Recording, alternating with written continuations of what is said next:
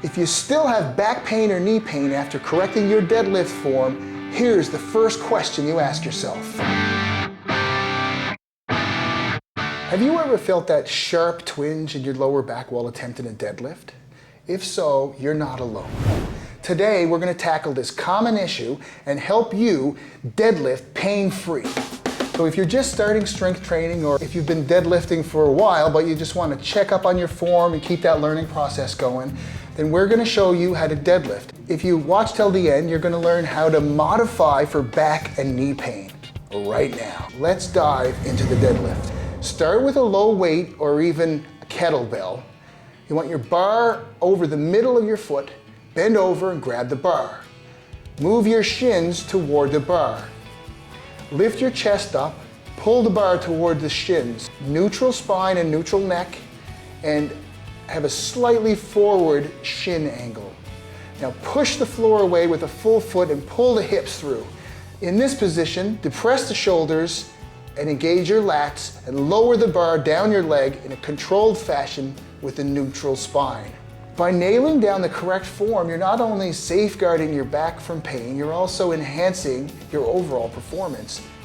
Visualize the difference it can make to your deadlift game. If you still have back pain or knee pain after correcting your deadlift form, here's the first question you ask yourself. Number 1. Does it only occur with heavier loads? So if the answer is yes, then drop the weight and try more repetitions at a lower mass, right below where the pain starts, and then slowly increase the load again over time. Now, if the pain is present even under light loads, then you have to ask yourself this question. Is the pain present all the way through the entire range of motion? So if it only hurts at the top end of that range of motion, then you have to limit the motion to the pain-free aspect of the movement and then build up the range of motion over time. If the pain is present throughout the entire range of motion, under any load, then you've got to change some aspect of the lift. These are called modifiable factors, and I'm going to show you some modifiable factors for the deadlift if you keep watching. Here are those modifiable factors that I promised. First, if you have some joint pain during your deadlift, try decreasing the load and building it back up slowly as we discussed before. You could try slowing down the tempo. 3 seconds down, 3 seconds up. Tendons love time. They love slow tempo, so keep that in mind, all right? You could try adjusting your pelvic tilt here in an attempt to find a pain-free position. You could widen your stance, or you could make it more narrow. As long as your knees are tracking out over your feet, you'll be okay.